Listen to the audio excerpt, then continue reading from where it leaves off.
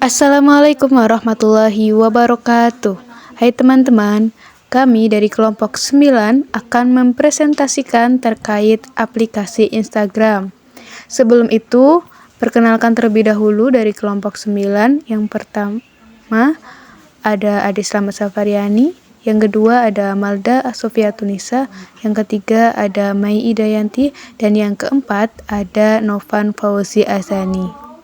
Saya akan mempresentasikan terkait apa sih itu Instagram.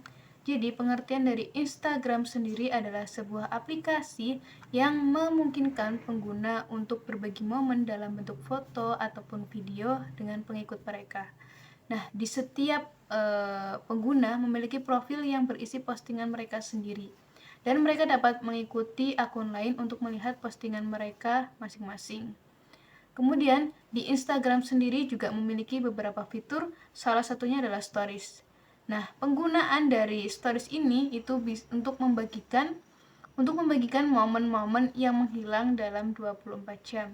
Jadi, di Stories ini teman-teman bisa membagikan foto ataupun video yang nanti bisa menghilang dalam waktu 24 jam. Dan story yang sudah hilang itu bisa dibuka kembali, diarsip, atau bisa dijadikan di sorotan beranda.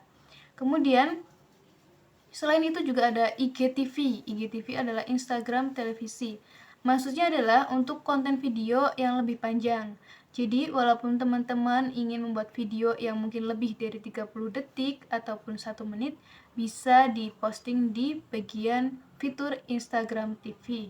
Kemudian ada juga pengguna untuk direct message. Nah, direct message ini adalah untuk berkomunikasi secara pribadi dengan pengguna lain, baik pengikut ataupun yang bukan pengikut.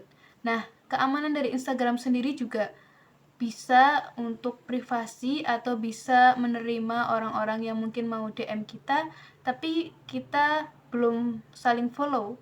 Nah, itu bisa ada privasinya. Ketika kita mau membalas DM tersebut, kita bisa mengizinkan untuk membalas. Kemudian, selain itu juga Instagram dijadikan sebagai platform yang populer untuk pemasaran dan branding.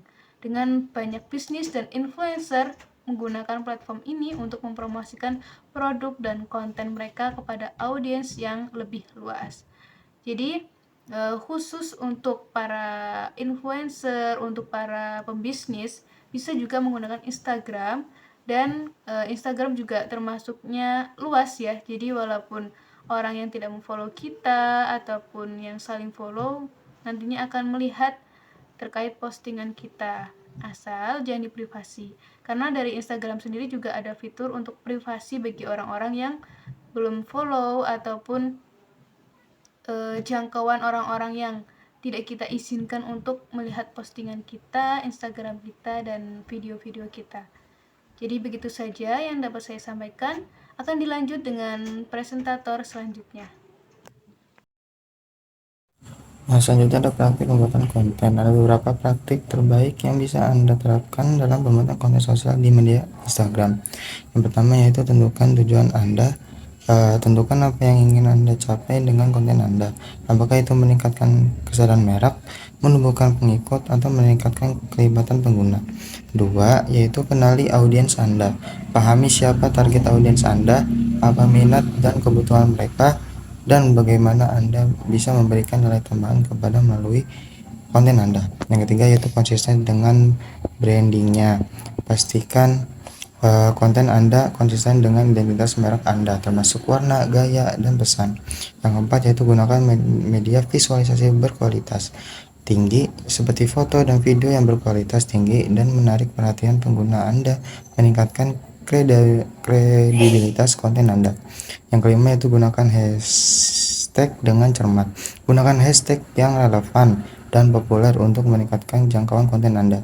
Namun hindari pengguna hashtag yang terlalu umum atau tidak relevan. Yang keenam yaitu gunakan caption yang menarik. Tulis caption yang menarik dan relevan untuk setiap postingan Anda. Caption dapat digunakan untuk menceritakan cerita, memberikan informasi tambahan, atau memancing interaksi. Yang ketujuh yaitu berkolaborasi dengan pengguna lain atau artis yang lain lah. yaitu pertimbangan untuk berkolaborasi dengan pengguna lain atau merek yang memiliki audiens yang sama untuk atau serupa untuk meningkatkan visibilitas konten Anda. Dan yang terakhir yaitu lakukan analisis dan pembaruan. Lakukan analisis reguler tentang kinerja konten Anda untuk memahami apa yang berhasil dan apa yang perlu diperbaiki. Gunakan wawasan ini untuk terus memperbarui dan meningkatkan strategi konten Anda. Ya, yang selanjutnya yaitu ada kelebihan dari aplikasi Instagram. Aplikasi Instagram ini memiliki beberapa kelebihan, yaitu diantaranya yaitu yang pertama ada platform visual yang kuat, yang kedua interaksi yang tinggi, yang ketiga pasar yang luas, yang keempat fitur cerita yang menarik, dan yang terakhir ada alat pemasaran yang efektif. Yang pertama yaitu platform visual yang kuat. Pada aplikasi Instagram ini memungkinkan pengguna untuk berbagi foto dan video ini secara visual untuk memudahkan mengekspresikan kreativitas dan menarik perhatian dari audiens. Yang kedua ada interaksi yang tinggi. Pada fitur Instagram ini ada seperti like, komen, dan pesan, memungkinkan pengguna untuk berinteraksi secara langsung dengan konten dan pengguna lainnya. Yang ketiga ada pasar yang luas. Dengan lebih dari miliaran pengguna aktif bulanan, Instagram menawarkan pasar yang luas bagi individu dan pembisnis untuk memperluas jangkauan dan menjangkau audiens yang lebih besar. Yang keempat ada fitur cerita yang menarik. Fitur cerita dari aplikasi Instagram ini memungkinkan pengguna untuk berbagi momen-momen sehari-hari secara cepat dan sementara, menciptakan keterlibatan yang lebih langsung dengan pengikutnya. Dan yang terakhir ada alat pemasaran yang efektif.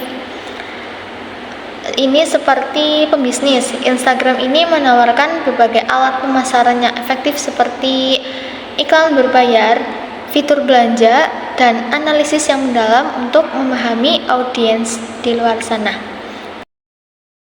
Baik, materi yang terakhir yaitu ada kekurangan dari Instagram. Ada beberapa kekurangan dari Instagram yaitu yang pertama kecenderungan kecanduan. Fitur-fitur seperti feed, tak berujung, dan notifikasi yang terus-menerus dapat menyebabkan penggunaan yang berlebihan dan kecanduan. Yang kedua, tingginya penggunaan data. Aplikasi ini membutuhkan banyak data untuk beroperasi, terutama jika digunakan secara aktif, yang dapat menguras kuota data pengguna.